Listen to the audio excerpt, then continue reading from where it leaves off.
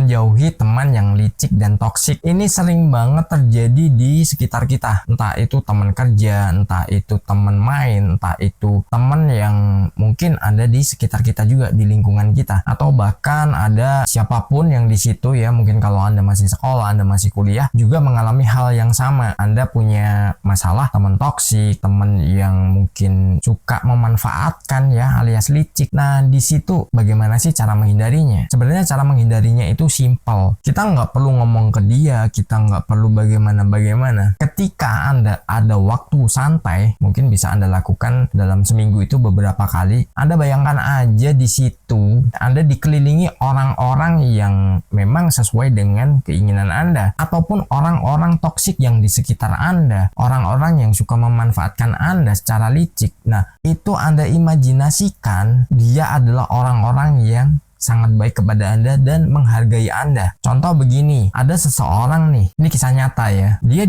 banyak di lingkungan kerjanya, bahkan dia pulang ke apartemennya aja, dia dijahili orang juga. Karena apa? Ngebenci. Ya, saya nggak menyebutkan kenapa masalahnya dan itu bagaimana. Bahkan ketika dia tampil di sebuah panggung untuk melakukan sebuah stand up komedi, di situ nggak ada yang menghargai ya, justru juga. Jadi dimanapun dia, karena lingkungannya seperti itu, dia meluangkan waktu cari tempat yang santai yang memang menjadi tempat favoritnya. Dari situ dia sambil mendengarkan musik relaksasi, dia menggambarkan dalam pikirannya dan merasakan sebuah kebahagiaan bahwa dia dikelilingi oleh teman-teman yang baik, teman-teman yang di situ menghargai dia, bisa menerima dia bagaimanapun kondisinya, dan dia lakukan berulang-ulang. Ketika itu semua udah selesai, ya udah dia lakukan aktivitas seperti biasanya. Dan satu hal yang dia nggak sadari, di suatu hari dia masuk nih ke tempat kerjanya, ada temannya yang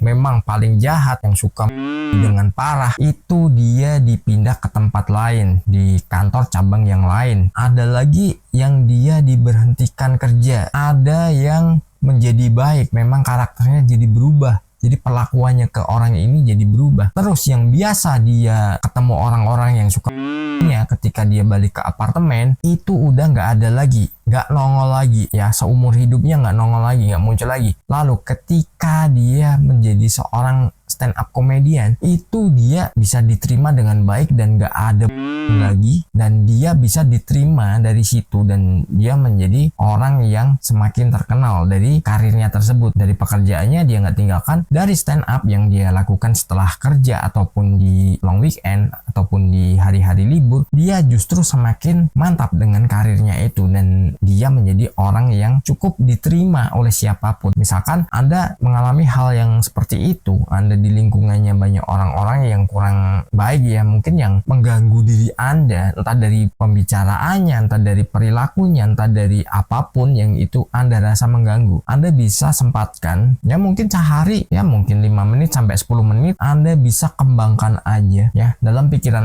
Anda dikelilingi orang-orang yang baik dan support. Nah, dari situ apa? Tinggal tunggu waktunya aja, nanti keajaiban akan membuat Anda itu terkejut, karena orang-orang itu minimal akan merubah pandangannya ke Anda. Mungkin dia memperbaiki karakter dirinya, atau bahkan Anda diganti dengan teman-teman yang baru ya. Ini bisa secara luas ya, jadi jangan khawatir ya, Anda bisa lakukan itu. Mungkin pas ada waktu kosong, waktu senggang, atau mungkin kalau di kantor Anda bisa ya pas jam istirahat ataupun pas Anda ibadah ya, Anda bisa sejenak lakukan itu, relaksasi. Anda gambarkan apa yang menjadi keinginan Anda soal orang-orang di sekitar Anda.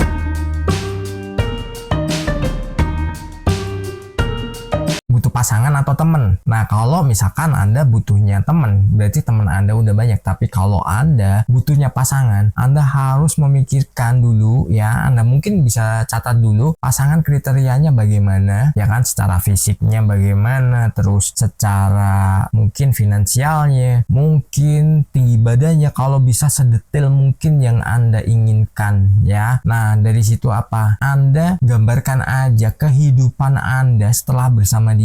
Misalkan Anda gambarkan rumah tangga Anda bagaimana, terus nanti anak-anak Anda berapa, rumah Anda bagaimana, keharmonisan hubungan Anda bagaimana. Ya sudah, lakukan itu ya. Gak ribet sih sebenarnya ini. Tinggal Anda fokus aja di situ, gambarkan kehidupan Anda setelah Anda memiliki pasangan itu seperti apa. Tapi gak perlu Anda menyebutkan namanya siapa segala macamnya. Jadi misalkan Anda nih suka sama seseorang, aku maunya itu. Ya mending jangan, karena apa? Nanti ada yang lebih baik lagi malah Anda nggak dapat. Jadi gambarkan aja kehidupan Anda setelah memiliki pasangan tersebut. Ingat ya, pasangan ya, bukan teman. Kalau teman ini artinya udah lain, karena bisa aja teman nongkrong atau teman jalan. Nanti bisa juga dikonotasikan negatif ya kalau teman nih, teman hidup. Nah bukan gitu, tapi pasangan hidup. Jadi Anda tinggal gambarkan aja kehidupan Anda bahagianya bagaimana. Anda fokus aja pada kehidupan ketika Anda sudah married ya dengan dia ya. Nah gitu aja.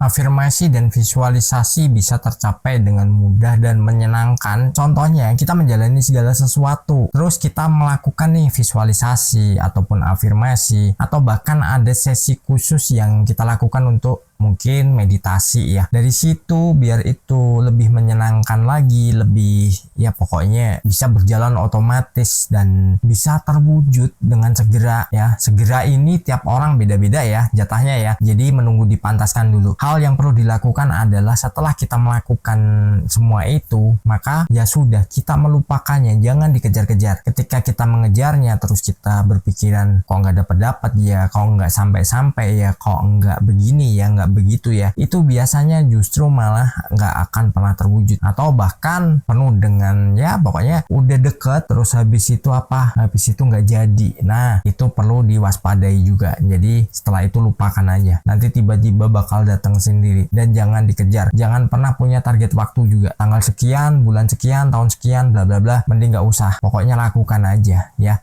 Karena apa? Ketika Anda belum dipantaskan pas tanggal tersebut, terus nanti Anda nggak dapat atau mundur beberapa waktu, Anda justru akan kecewa dan justru malah nggak akan dapat ya. Bila yang kecil cerita dimulai, jangan kurai mimpi, berisi inspirasi, bicara tentang mimpi yang tak pernah usai.